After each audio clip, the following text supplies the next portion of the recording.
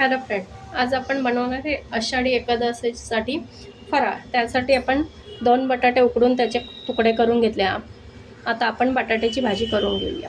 आपण कढईमध्ये तूप घातलेलं आहे, त्यात जिरं घालूया आणि हिरवी मिरची आणि आलं असं कुटून घेतलेलं आहे, मिक्सर बारीक करून घेतलेलं आहे।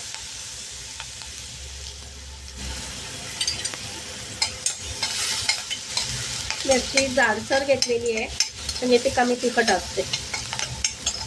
थोडंसं परतलं की आपण त्यात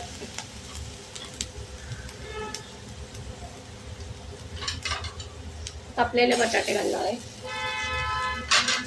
आणि ते परतून घ्या। उपासाला शक्यतो तेल नाही चालत, पण साजूक तुपच वापरतो आपण।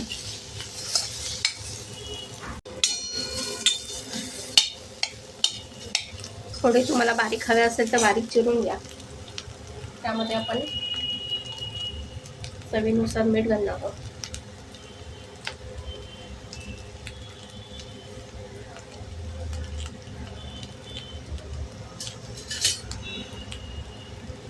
शेंगदाण्याचा कूट आणि परतून घ्यायचं। चवीनुसार साखर, चिमूटभर साखर घातली आहे आणि आपली अगदी काही मिनिटातच 5 मिनिटात बटाट्याची भाजी तयार होते। 2 मिनिटं आपण वाफ काढून घेऊ। कोथिंबीर घालू। तुमच्याकडे कोणाकडे कोथिंबीर वगैरे नसेल वापरत जिरं, तर तुम्ही स्किप करू शकता। 5 मिनिटं वाफ करूया। हे बघा, आपली बटाट्याची भाजी तयार आहे। आता आपण दाण्याची आमटी करूया। आपण दाण्याच्या आमटीसाठी वाटण करून घेणार आहे। त्यात आपण हिरवी मिरची आणि आलं वाटलं होतं भाजीला, त्यातच आपण दाण्याचा कूट करूया, वाटण करूया। शेंगदाण्याचं कूट केलेलं आहे, ते तुमच्या अंदाजाप्रमाणे किती आमटी हवी त्याप्रमाणे घ्या।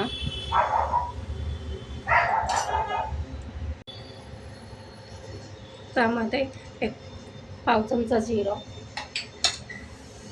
आणि कोथिंबीर तुमच्याकडे नसेल आवडत किंवा नसेल चालत तर तुम्ही नका घेऊ, स्किप करा। आणि पाणी घालायचं आहे आणि ते बारीक मिक्सर बारीक करून घ्यायचं आहे। आता आमटीसाठी आपण कढई ठेवली, त्यात तूप घातलेलं आहे। जिरं घालूया आणि साईडला आपण गरम पाणी आमटीत टाकण्यासाठी गरम करून ठेवलेलं आहे।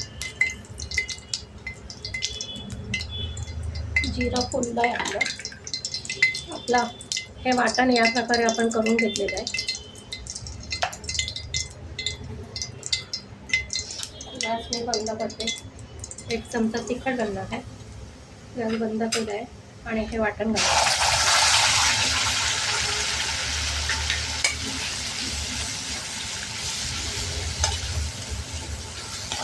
आणि छान हे परतून घ्यायचं। 2 सेकंद छान परतून घ्या। तिखट जळू नये म्हणून मी गॅस बंद केला होता। आता गॅस चालू केला आपण एक परतायचं आपल्याला। छान आपलं तेल सुटलेलं आहे त्या वाटणाला। आता आपण पाणी घालूया। मिक्सरच्या भांड्यात जे होतं तेच पाणी आपण घालणार आहे। मला घट्ट पातळ किती हवी त्या हिशोबाने तुम्ही पाणी घाला। आणि दाण्याचं कूट पण मी आता ह्या आमटीसाठी 3 चमचे दाण्याचं कूट घेतलेलं आहे। ते बारीक मिक्सर पाणी घालून वाटल्यामुळे ते छान आवळून येतं आणि बारीक वाटलं तर आमटी एकसंध होते। नुसतं दाण्याचा कूट घातला तर आमटी एका बाजूला पाणी आणि एका बाजूला असं दाणे असं होतं। पाणी घालून वाटल्याने छान अशी आमटी एकसंध मिळून येते। त्या आमटीला आता उकळ फुटतोय, त्यामध्ये आपण गूळ घालणार आहोत। मी आमसूला पाण्यात थोडे भिजत घातले, ती घालणार आहे। चवीनुसार मीठ आणि असा गूळ घालणार आहे आपण। गोड आंबट आमटी सुंदर लागते। आणि आता उकळू थोडी कोथिंबीर।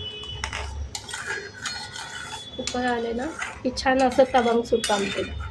जसं शेंगदाणे छान शिजतील तसं तळून येईल. एक 5 मिनटं आपण आमटी उकळून घेऊ. हे बघा आपली आमटी छान उकळली. आता ती काढून घेऊ. आपण आता भगरीला फोडणी घालूया. बघा आता आपण भगरीला फोडणी घालू. त्याच्यासाठी कढईमध्ये तूप घालणार आहोत.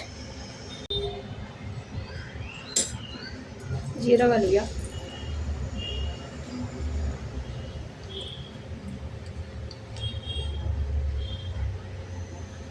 हिरवी मिरची,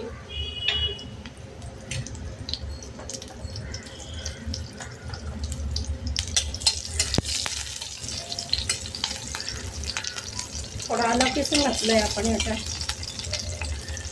आणि आपण स्वच्छ धुवून 2 वेळा ठेवलेले भगर आपण याच्यात परतून घ्यायचे.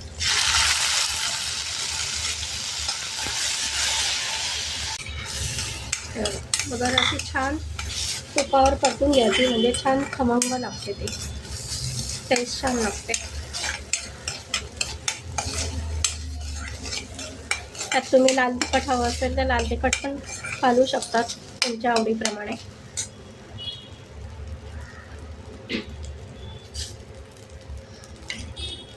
शेंगदाण्याचा कूट 1.5 चमचा,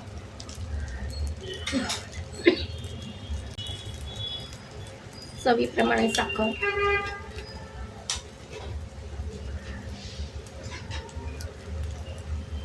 आणि मीठ. ही बघा तुम्ही अशी फोडणीची एकादशीला किंवा असं इतर वेळेस तुम्ही नुसती अशी फोडणी देऊन दह्याबरोबर गरम गरम खाल्ली तरी छान लागते फोडणीची बघा. आणि पोट भरतंय आहे दिवसभर, त्याच्याने थकवा राहतो.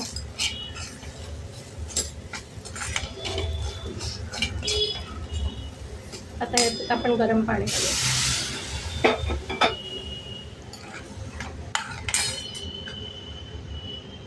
कोथिंबीर.